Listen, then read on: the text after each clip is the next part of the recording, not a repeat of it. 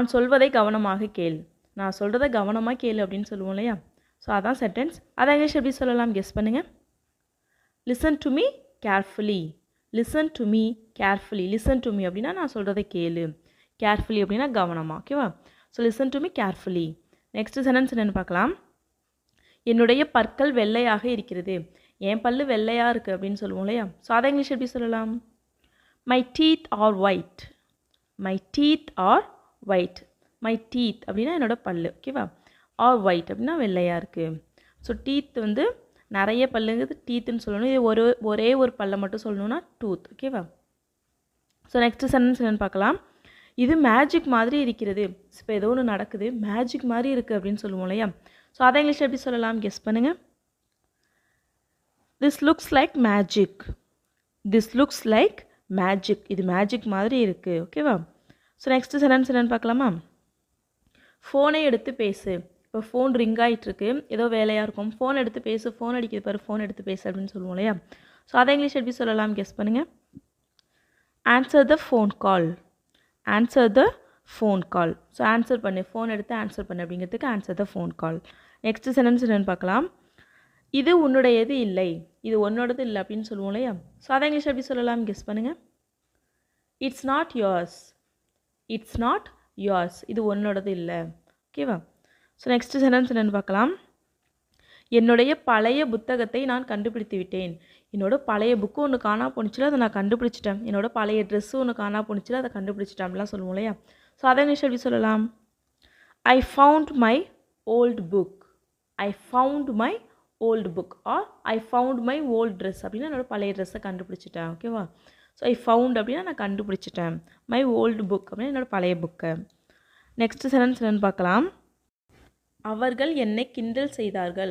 அவங்க என்னை கிண்டல் பண்ணாங்க அப்படின்னு சொல்லுவோம் இல்லையா? ஸோ அதை இங்கிலீஷ் எப்படி சொல்லலாம்? They made fun of me. They made fun of me. அவங்க என்ன கிண்டல் பண்ணாங்க. They made fun of me. இதே கிண்டல் பண்ணாத அப்படின்னு சொல்லணும்னா don't make fun of me. என்னை வச்சு கிண்டல் பண்ணாத அப்படிங்கிறதுக்கு don't make fun of me அப்படின்னு சொல்லுவோம் இல்லையா? ஸோ அது மாதிரி என்னை கிண்டல் பண்ணாங்க அப்படின்னு சொல்கிறதுக்கு they made fun of me. ஓகேவா? ஸோ நெக்ஸ்ட் சென்டென்ஸ் என்னென்னு பார்க்கலாமா. நான் டீ குடிக்க மாட்டேன்.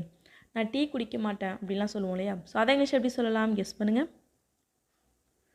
Very simple. I don't drink tea. I don't drink tea. So நான் எப்போயுமே டீ குடிக்க மாட்டேன் அப்படிங்கிறதுக்கு ஐ டோன்ட் ட்ரிங்க் அப்படின்னா நான் எப்போயுமே குடிக்க மாட்டேன். என்னது? டீ. இதுவே நான் காஃபி குடிக்க மாட்டேன் அப்படின்னா ஐ டோன்ட் ட்ரிங்க் காஃபி. ஓகேவா? நெக்ஸ்ட் சென்டென்ஸ் நான் போக வேண்டும். நான் இப்போ போகணும் அப்படின்னு சொல்லுவோம் இல்லையா? ஸோ அதை இங்கிலீஷ் எப்படி சொல்லலாம்? கெஸ் பண்ணுங்கள். I have to go or we can say I got to go. ஓகேவா? So I got to go அப்படின்னாலும் நான் போகணும். ஐ ஹாவ் டு கோ அப்படின்னாலும் நான் போக வேண்டும், நான் போகணும், இப்போ நான் போகணும் அப்படிங்கிறதுக்கு I have to go or I got to go. ஓகேவா? ரெண்டு விதமாகவும் சொல்லலாம். ஸோ நெக்ஸ்ட் சென்டென்ஸ் என்னென்னு பார்க்கலாம். பாட்டிலில் தண்ணீர் பிடி. வாட்டர் பாட்டிலில் தண்ணி பிடி அப்படின்னு சொல்லுவோம் இல்லையா? ஸோ அதை இங்கிலீஷ் எப்படி சொல்லலாம்? கெஸ் பண்ணுங்கள். Fill the bottles with water. Fill the bottles with water. So பாட்டிலில் தண்ணி பிடி. Fill the bottles with water. ஓகேவா? ஸோ நெக்ஸ்ட் சென்டென்ஸ் என்னென்னு பார்க்கலாமா. என்னுடைய பெண் மிகவும் புத்திசாலி. என்னோட பொண்ணு ரொம்ப புத்திசாலி அப்படின்லாம் சொல்லுவோம் இல்லையா? ஸோ அதை இங்கிலீஷ் எப்படி சொல்லலாம்? கெஸ் பண்ணுங்கள். My daughter is very intelligent. My daughter is very intelligent. So my daughter அப்படின்னா என்னோட பொண்ணு. இன்டெலிஜென்ட் அப்படின்னா புத்திசாலி. ஓகேவா? திறமைசாலி, புத்திசாலி. My daughter is very intelligent. So next sentence என்னென்னு பார்க்கலாம். கவலைப்படுவது அவசியமில்லை. கவலைப்பட தேவையில்லை, கவலைப்படாதீங்க, எல்லாம் நல்லபடியாக நடக்கும் அப்படிலாம் சொல்லுவோம் இல்லையா? ஸோ அதை இங்கிலீஷ் எப்படி சொல்லலாம்? கெஸ் பண்ணுங்கள். there is no need to worry. there is no need to worry. கவலைப்பட வேண்டிய அவசியம் இல்லை. ஓகேவா? there is no need to worry. முன்பு நடந்த மாதிரி இருக்கிறது. இது ஏதோ முன்னாடி நடந்த மாதிரி இருக்குது அப்படிலாம் சொல்லுவோம் இல்லையா? ஸோ அதை இங்கிலீஷ் எப்படி சொல்லலாம்? It feels like ages ago. It feels like ages ago. ஏதோ முன்னாடி மாதிரி தெரியுது. It feels like ages ago. ஓகேவா? ஸோ நெக்ஸ்ட் சென்டென்ஸ் என்னென்னு பார்க்கலாமா. நாங்கள் ஒரே மாதிரியான ட்ரெஸ் வைத்திருக்கிறோம். நாங்கள் ரெண்டு பேரும் ஒரே மாதிரியாக ட்ரெஸ் வச்சுருக்கோம் அப்படின்னு சொல்லுவோம் இல்லையா? ஸோ அதை இங்கிலீஷ் எப்படி சொல்லலாம்? கெஸ் பண்ணுங்கள். we have the same dress. we have the same dress. same dress அப்படின்னா ஒரே மாதிரியான ட்ரெஸ்ஸு. we have அப்படின்னா நாங்கள் வச்சுருக்கோம். we have the same dress. நாங்கள் ஒரே மாதிரியான ட்ரெஸ் வச்சுருக்கோம். ஓகேவா? ஸோ நெக்ஸ்ட் சென்டென்ஸ் என்னென்னு பார்க்கலாமா. இதை நானே செய்திருப்பேன் ஆனால். இப்போ ஏதோ ஒன்று சொல்கிறாங்க, இதை ஏதோ ஒரு வேலை ஒன்று இருக்குது, இந்த வேலையை நானே பண்ணியிருப்பேன் ஆனாலும் அப்படின்னு சொல்லிட்டு நம்ம ஏதோ ஒன்று சொல்லுவோம் இல்லையா? ஸோ அதை இங்கிலீஷ் எப்படி சொல்லலாம் கெஸ் பண்ணுங்கள். I would have done it myself but அப்படின்னு சொல்லுவோம் இல்லையா? ஸோ இதை நானே பண்ணியிருப்பேன் ஆனால் I would have done it myself but. ஓகேவா? So I would have done it myself அப்படின்னா இதை நானே பண்ணியிருப்பேன். ஓகேவா? ஸோ நெக்ஸ்ட்டு சென்டென்ஸ் என்னென்னு பார்க்கலாமா? நீ என்னுடன் வர வேண்டும். இப்போ நீ என் கூட வரணும் அப்படின்னு சொல்லுவோம் இல்லையா? ஸோ அதை இங்கிலீஷ் எப்படி சொல்லலாம்? You have to come with me. You have to come with me. இப்போ நீ என் கூட வரணும். You have to come with me. ஓகேவா?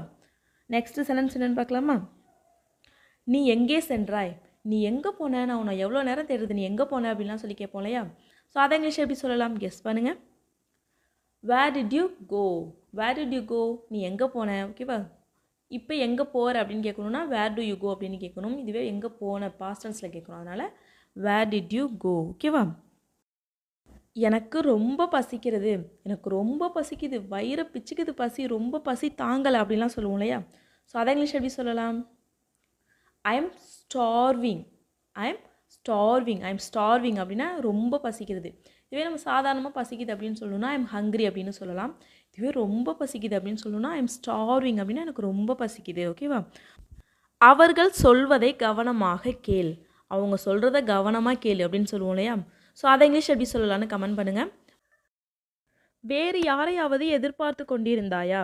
வேறு யாரையாச்சும் எதிர்பார்த்துட்டு இருந்தியா அப்படின்னு சொல்லி கேட்போம் இல்லையா? ஸோ அதை இங்கிலீஷ் எப்படி கேட்கலாம்?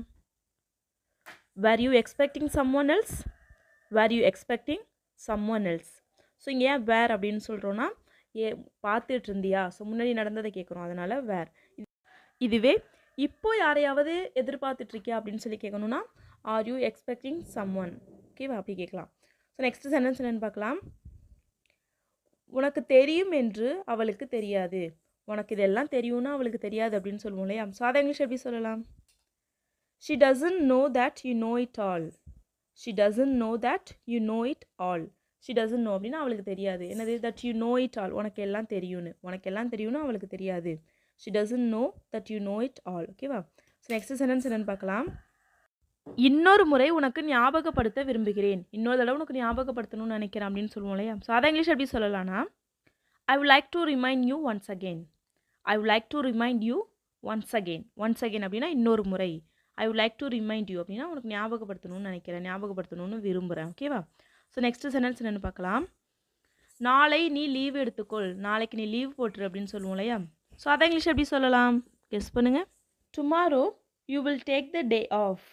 Tomorrow you will take the day off. Day off அப்படின்னா லீவ் எடுத்துக்கிறது, ஒரு நாள் வராமல் இருக்கிறது அது மாதிரி. ஓகேவா? ஸோ ஒரு நாள் போகாமல் லீவ் எடுத்துக்கிறது. Tomorrow you will take the day off அப்படின்னா நாளைக்கு நீ லீவ் எடுத்துக்கோ. ஸோ நெக்ஸ்ட் சென்டென்ஸ் என்னென்னு பார்க்கலாம். உன்னுடைய குழந்தையை உன்னால் பார்த்துக்க முடியாதா. உன் குழந்தையவே உன்னால் பார்த்துக்க முடியாதா அப்படின்னு சொல்லி கேட்போம் இல்லையா? ஸோ அதை இங்கிலீஷ் எப்படி கேட்கலாம் கெஸ் பண்ணுங்கள். Can't you take care of your kid. Can't you take care of your kid. Can't you take care of your kid அப்படின்னா உன்னோட குழந்தைய உன்னால் பார்த்துக்க முடியாதா. ஓகேவா? ஸோ நெக்ஸ்ட் சென்டென்ஸ் என்னென்னு பார்க்கலாம். விடு உனக்கு புரிய போவதில்லை.